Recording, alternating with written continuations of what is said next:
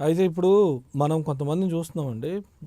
స్టైల్‌కి అనుకోండి, లేకపోతే ఒక న్యూ లుక్ కనపడడం కోసం అనుకోండి, కర్లీ హెయిర్ ఉన్నదాన్ని హీట్ స్ట్రెయిట్నర్ పెట్టి స్ట్రెయిటింగ్ చేస్తుంటారు. ఆల్రెడీ ఆ స్ట్రెయిటింగ్ చేసేదానికి మళ్ళీ కెమికల్ వస్తుంది. మళ్ళీ ఆ కెమికల్ పెట్టి దాన్ని జుట్టుని ఇట్లా బట్టి లాగుతూ ఉంటారు. అయితే ఒక స్పాన్ ఆఫ్ టైం వచ్చేటప్పటికి, అంటే హెల్తీగా ఉన్నప్పుడైతే, గట్టిగా ఉన్నప్పుడైతే ఓకే, కానీ ఒక స్పాన్ వచ్చేటప్పటికి హెయిర్స్లో స్ప్లిట్స్ అలాంటివి కూడా వచ్చేస్తాయి. And at the same time ఇవి కూడా వీక్ అయిపోతాయి. సో అసలు ఈ స్ట్రైట్నింగ్ అనేది అది ఎంతవరకు కరెక్ట్ అని అనుకుంటారు? యాక్చువల్గా చాలామంది యువత ఆ కలర్ చేయటం, కలరింగ్ కానివ్వండి, అంటే డిఫరెంట్ కలర్స్ అక్కడ ఒక పార్ట్లోనే ఒక కలరు దాన్ని అప్లై చేయటం. అలాగే ఈ కర్లీ హెయిర్ ఉన్నవాళ్ళు స్ట్రైట్నింగ్ కోసం విపరీతమైన ఆ హీట్ ఎక్కువగా వాడటం వల్ల ఏమంటే ఈ టిష్యూస్ అన్నీ డ్యామేజ్ అయ్యే అవకాశాలు ఎక్కువగా ఉన్నాయి.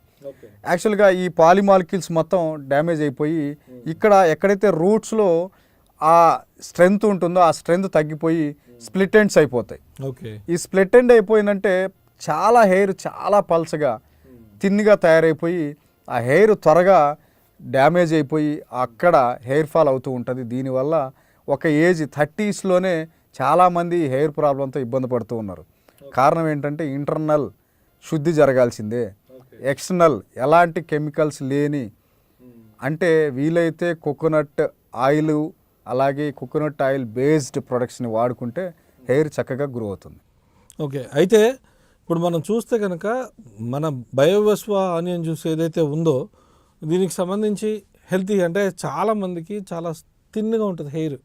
సో హెల్తీగా తయారయ్యే అవకాశం ఉందంటారా? అంటే ఒక ఆనియన్ జ్యూస్, అంటే ఆనియన్ ఆయిల్ వాడటం ద్వారా రెగ్యులర్గా, అలాగే ఏదైతే మనం షాంపూస్, ఫ్రాగ్రెన్స్కి సంబంధించి అవన్నీ పక్కన పెట్టేసి కాన్సన్ట్రేటెడ్ కాకుండా ఇప్పుడు ఆనియన్ షాంపూస్ వాడటం ద్వారా ఎటువంటి ఇంప్రూవ్మెంట్స్ వాళ్ళు పొందొచ్చు?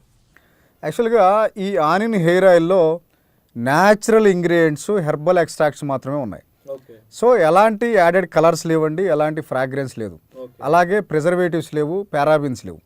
సో ఇవన్నీ లేకపోవటం లేవంటే న్యాచురల్ చక్కగా నుంచి తీసిన కోకోనట్ ఆయిల్తో మాత్రమే, అంటే ఏదైతే మనం ఇంటేక్ తీసుకోవచ్చో ఆ కోకోనట్ ఆయిల్తో మాత్రమే ఈ ఆనియన్ ఆయిల్ని, హెయిర్ ఆయిల్ని తయారు చేయడం జరిగింది.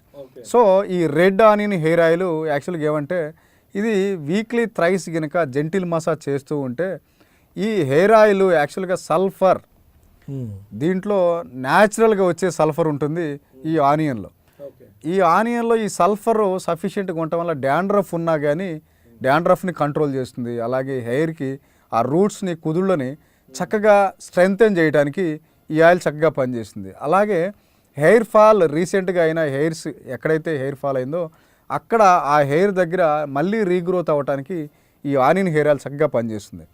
అలాగే ఈ ఆనియన్ షాంపూలో కూడా కలర్సు, పారాబిన్స్, ఎలాంటి ప్రిజర్వేటివ్స్ లేవు, అలాగే ఫ్రాగ్రెన్స్ లేదు కాబట్టి ఇది కూడా చక్కగా హెయిర్ని క్లీన్ చేసుకోవటానికి, అలాగే రూట్స్ని స్ట్రెంత్ చేయడానికి ఇది చక్కగా పనిచేస్తుంది.